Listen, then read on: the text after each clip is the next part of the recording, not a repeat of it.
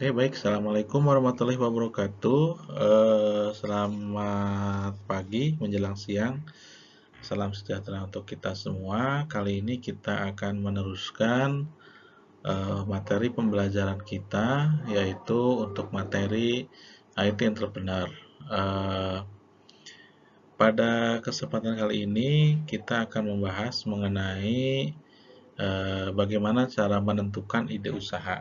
Nah, ini tentunya eh, hal-hal yang sangat dinanti atau ditunggu oleh teman-teman, bagaimananya sebetulnya ide usaha itu datangnya dari mana gitu ya. Nah, oke, kita lanjutkan. Apa yang dibahas di sini? Nah, di sini tentunya bahwa tadi kita akan menjelaskan tentang apa itu pengertian ide usaha, kemudian biasanya berawal dari sebuah inspirasi memulai usaha, kemudian tantangan memulai usaha, pilihan mulai usaha, dan pengertian nanti di topik kedua itu ada eh, pengertian-pengertian jenis-jenis badan usaha, jenis-jenis izin usaha, dan bagaimana proses pendirian usaha. Capaian pembelajaran pada pertemuan kali ini adalah dengan adanya pembahasan materi tentang menentukan ide usaha ini, maka mahasiswa harus berpikir kreatif dan inovatif yang sungguh-sungguh selayaknya wirausaha dan mendalam agar dapat menciptakan suatu ide yang dapat menghasilkan peluang. Dengan kreativitas dan inovatif mahasiswa diharapkan dapat menciptakan suatu nilai lebih terhadap suatu barang dan jasa yang memiliki nilai guna bagi konsumen yang membutuhkan. Dengan ide kreatif dan inovatif ini dapat membuat peluang usaha mahasiswa diharapkan mampu menjadi lebih siap dari pesaing usaha lain. Ya, begitulah teman-teman yang saat ini memang harus kita lihat bahwa tidak menutup kemungkinan bahwa seorang mahasiswa pun sejak dia masuk, dia kuliah itu sudah memiliki usahanya. Namun tentunya tetap ada hal-hal atau kendala. Bagaimana sih kendala-kendala di dalam usaha ini? Tetap bahwa itu adalah merupakan bagian dari sebuah proses. Oke, apa itu pengertian ide usaha? Di sini saya mengambil dari sebuah teori atau dari suatu yang diungkapkan oleh Thomas Zimmer, bahwa awalnya bahwa ide usaha itu adalah rancangan yang tersusun dalam pikiran kalau menurut Kamus Bahasa Indonesia.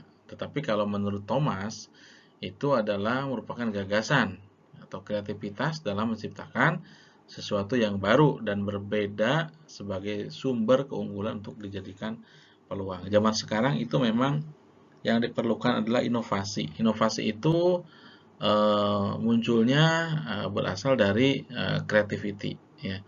Jadi kalau creativity-nya muncul, maka akan menghasilkan sebuah inovasi.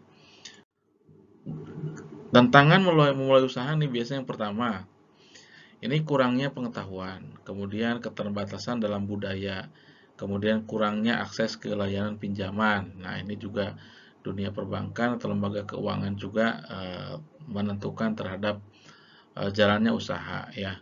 Apa itu kurangnya pengetahuan tersebut? Nah, ini teman-teman semuanya, kita bersyukur bahwa Anda sudah memiliki pendidikan formal. Walaupun pendidikan formal itu secara tidak langsung akan mempengaruhi tidak.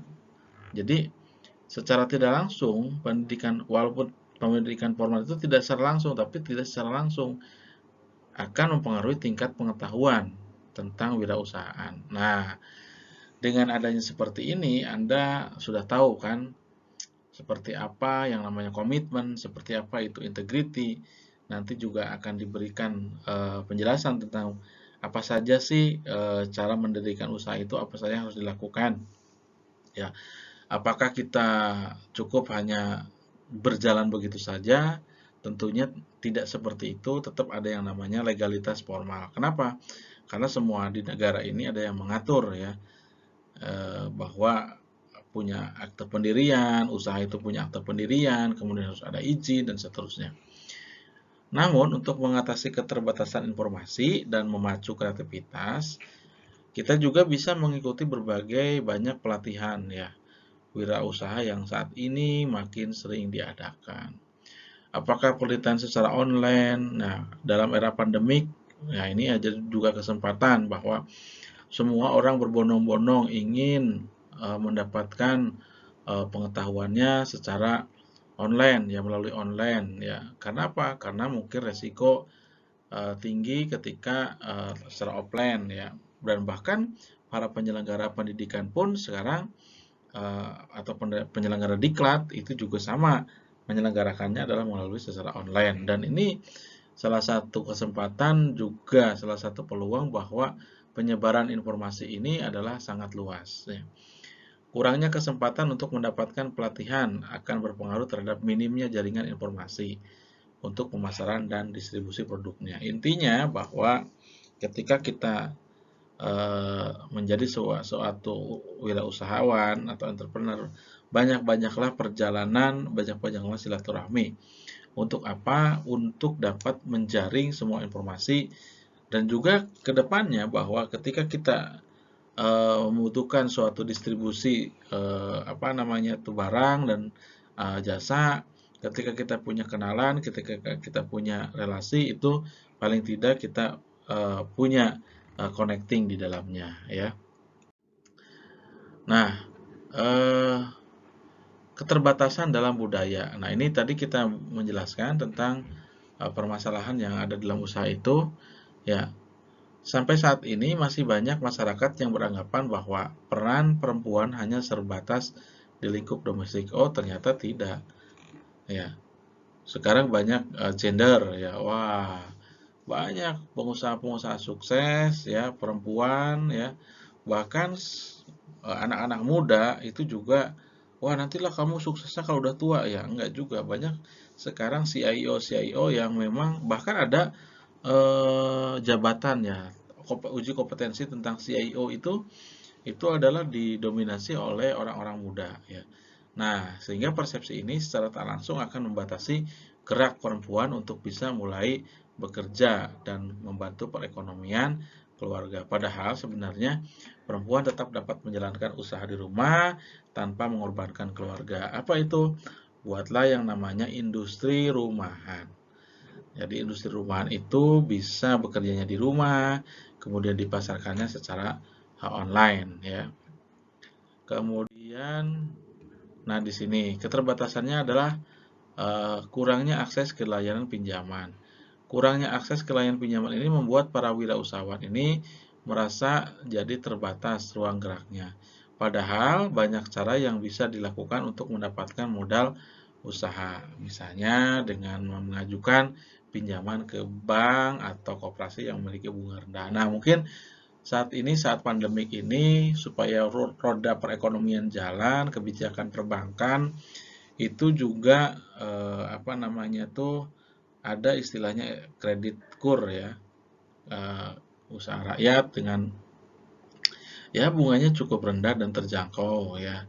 Kemudian persyaratnya tidak ribet ya. Silahkan nanti juga Anda bisa cari informasinya. Kemudian wirausaha mengharapkan hasil yang tidak hanya menggantikan kerugian waktu dan uang yang diinvestasikan, tetapi juga memberikan keuntungan yang pantas bagi risiko dan inisiatif yang mereka ambil dalam mengoperasikan bisnis mereka sendiri. Dengan demikian, keuntungan itu berupa laba motivasi yang wirausaha tertentu ya. Oke, kita lanjutkan. Apa sih tantangannya dalam sebuah kalau tadi tantangan yang utama ya, tantangan yang utama, challenge-nya. Tetapi secara konteks global ini juga bisa diinventarisir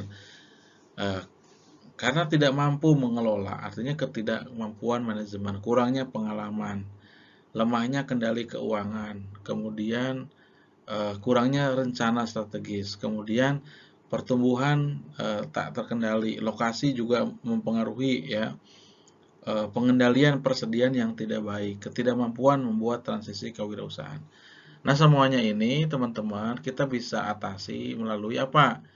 Yaitu tadi mencari informasi, kemudian belajar, membaca buku, kemudian kita lihat success story orang. Ya, jadi kalau Anda menemukan atau berjumpa dengan orang sukses, hendaklah Anda tanya, kenapa Anda bisa seperti ini? Saya terkadang seperti itu kepada orang-orang yang telah sukses, ya. Itu saya mendekati, kemudian saya jalin hubungan, komunikasi, eh, kenapa Anda bisa seperti ini? Yang dengan tanda petik tentunya itu kerikil-kerikilnya banyak sekali. Jalannya berkelok-kelok, ya. Dia tidak langsung sukses, ya.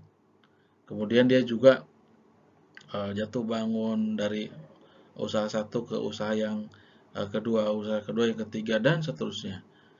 Nah, sampai dengan titik tertentu, dia juga menemukan sebuah usaha. Apapun profesinya, ya. Nah, yang namanya entrepreneur itu tidak terletak bahwa dia itu pebisnis, misalnya tukang dagang, enggak. Profesi dokter, profesi dosen, profesi yang lainnya jasa, itu kalau memang ditekuni, itu adalah sebagai watak-watak daripada entrepreneur, ya. Ya, kenapa sih seorang dokter dia sampai dengan dia punya buka praktek, buka apotik dan seterusnya? Kenapa sih seorang misalnya guru, ya? Seorang guru juga bisa sebagai jadi edupreneur namanya, ya. Edupreneur itu apa? Dia membuat suatu konten-konten pembelajaran. Dia membuat menyelenggarakan kursus-kursus online, ada websitenya, itu adalah edupreneur. Ya, sampai dengan sukses di tingkat nasional misalnya. Karena itu ruang guru itu kan luar biasa, anak-anak muda. Itu berawal dari sebuah komunitas sebetulnya. Komunitas sehingga dibikinlah yang disebut dengan ruang guru, ya. Dan sekarang untuk masuk ke situ ya lumayan, ada yang berbayar, ada yang tidak berbayar, ya. Jadi ada jiwa social responsibility-nya juga tetap diperhatikan. Nah, pilihan memulai usaha ini, kenapa sih Anda memilih jalan usaha? Nah, ini teman-teman, eh seperti yang terkadang saya ini bekerja di saat ini bekerja itu sebagai pegawai, ya, atau karyawan itu kurang lebih adalah berapa tahun ya? Angkatan tahun 97 saya masuk. Berarti kurang lebih saya ada berapa tahun? 2021 berarti 24 tahun. Saya bekerja 24 tahun, ya, sampai segede ini. Ada ubannya gitu ya. Sekarang udah pakai kacamata. Dulu-dulu saya alhamdulillah pakai kacamata itu baru setahun saya. Alhamdulillah saya bertahun-tahun di komputer saya nggak ini ya. Tapi sekarang sudah disambung matanya seperti ini. Ini menunjukkan bahwa oh saya ini sudah apa namanya tuh banyak tagihan-tagihan eh, apa badan ya yang harus diurusin, ya. Nah, menjadi atau memilih sebagai wirausahaan itu salah satunya adalah walaupun saya sekarang ada usaha di rumah, udah usaha di luar profesi gitu ya, tetapi secara purenya masih di sini. Di sini adalah paling tidak kita menjadi bos sendiri. Ya, apa sih yang disebut dengan bos itu? Orang yang suka nyuruh gitu ya. Ya, nggak waktunya bisa mengatur sendiri. Ya, kita mau mulai jam berapa, selesai jam berapa. Sekalipun biasanya misalnya mau libur, ya kalau jadi pegawai itu liburnya diatur oleh kalender, ya, kalender kerja. Tapi kalau jadi bos itu tidak. Ya, tetapi ketika dia juga ada satu target-target tertentu yang harus dicapai dikerjakan, maka tidak memandang waktu siang dan malam, bahkan mungkin sampai pagi kadang-kadang dia bekerja. Kemudian alasannya juga apa? Bisa memilih lahan bisnis apa yang Anda sukai. Kita menentukan targetnya, mau cepat mau lambat kita sendiri. Kemudian kreativitas kita tidak ada yang opini, tidak ada yang orang yang istilahnya kamu jangan seperti ini nanti merusak. Enggak. Yang namanya kreativitas tak terbatas, ya. Kemudian bukan suatu hal yang sulit untuk dilakukan. Kenapa? Sepanjang ada motivasi. Nah, dan banyaknya itu adalah menguntungkan ya. Ya, itu kalau udah berjalan memang beberapa kali, beberapa tahun ya bahkan ya. Kemudian tidak jenuh karena ada variasi. Oh, saya usaha ini, ada diversifikasi tentang usahanya. Kemudian sebagai sumber penghasilan lebih, kemudian dengan memiliki usaha sendiri, sebuah usaha kita akan tak pernah menjadi kapan pensiunnya kan gitu ya. Gak ada pensiun. Kenapa? Sepanjang hayat ya. Dan itu kalau bisa diturunkan kepada anak cucu kita menjadi warisan ya. Dan biasanya kalau waktu kecil mimpi besar ingin jadi ini, ingin jadi ini. Nah, dengan adanya sebagai entrepreneur ini insya Allah akan menjadi kenyataan. Nah, alhamdulillah setelah saya survei, mungkin ini cerita atau informasi yang kesekian kalinya. Saya pernah survei terhadap alumni daripada IKMI sendiri. Nah, dari berdasarkan hasil survei, maka eh, hampir 80% itu alumni daripada IKMI inginnya berwirausaha. 10% itu adalah mereka ingin menjadi pegawai, bahkan pegawai negeri ya gitu. Kemudian 10% lainnya mereka ingin menjadi eh, rumah tangga ya. Itu mungkin yang gender ya perempuan ya. Tapi kebanyakannya adalah entrepreneur, artinya dia memang eh, menjadi sebagai usahawan ya.